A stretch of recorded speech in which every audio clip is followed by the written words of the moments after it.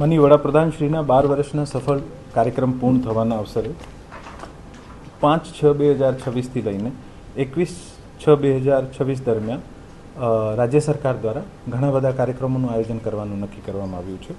આમાં 8 થી 14 જૂનના વચ્ચે વિકસિત ભારત સંકલ્પ સંમેલન યોજવામાં આવશે. આ સંમેલન આપણે રાજકોટ શહેરમાં પ્રમુખ સ્વામી ઓડિટોરિયમ ઉપર તારીખ અત્યારે નક્કી થવાની બાકી છે, આવનારા દિવસોમાં યોજાશે. અને ભારત સરકારના પ્રતિનિધિ તરીકે શ્રી એમ લક્ષ્મણજી જે છે આ મેમ્બર ઓફ પાર્લિયામેન્ટ છે અને આ અહીંયા આવીને આપણા આ કાર્યક્રમમાં મુખ્ય અતિથિ તરીકે હાજર રહેશે.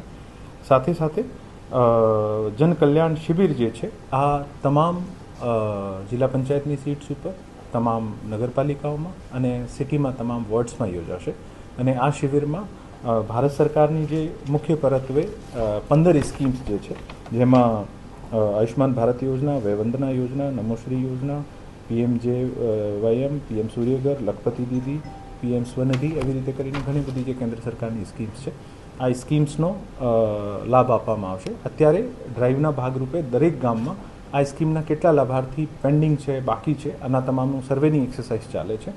અને આ તમામ લોકોને આ જે જિલ્લા પંચાયત સીટ મુજબ, નગરપાલિકા મુજબ અથવા કોર્પોરેશનના વોર્ડ મુજબ જે હશે, આ તમામ લાભાર્થીઓને તે દિવસે શિબિરમાં લઈને અને એકસાથે મહત્તમ લાભ કેવી રીતે આપી શકાય આના પ્રયત્ન થઈ રહ્યા છે.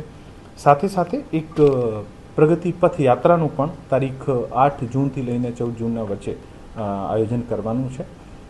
આપણા જિલ્લાના અમુક પ્રકલ્પો જે છે, અમૂલ ડેરી જે છે ગઢકા અને અટલ સરોવર જે છે, અને રાજ્ય સરકારની પણ એક સ્ટેટના પણ પ્રગતિપથ રૂટ જે છે આમાં નક્કી કરવામાં આવ્યા છે. અને આપણા જિલ્લામાં 7 જેવા રૂટ બનાવવામાં આવ્યા છે. આ તમામ રૂટ ઉપર રાજ્ય સરકાર દ્વારા કેવી રીતે તમામ જેમાં પાણી પુરવઠાના કામો હોય, જેટકોના કામો હોય, PGVCLના કામો હોય, કોર્પોરેશનના કામો હોય, રોડ્સના કામો હોય અથવા એમ્સ, એરપોર્ટ જેવા ખૂબ મોટા પ્રકલ્પો પણ આપણા જિલ્લામાં બન્યા છે. અને આ પ્રકલ્પોના કારણે, આ ડેવલપમેન્ટ્સના કારણે જિલ્લાની તાસીરમાં ચેન્જ આવ્યો છે. અહીંયાના લોકોના બિઝનેસથી લઈને ઇઝ ઓફ લિવિંગમાં ખૂબ સરસ ચેન્જીસ થયા છે, ફાયદો થયો છે. આ બધાને માહિતીગાર કરવાનો પ્રયત્ન રહેશે. અને આવનારા દિવસોમાં જેમ જેમ આ તમામ 3 કાર્યક્રમ ડેવલપ થશે, આપણને જાણ કરવામાં આવશે.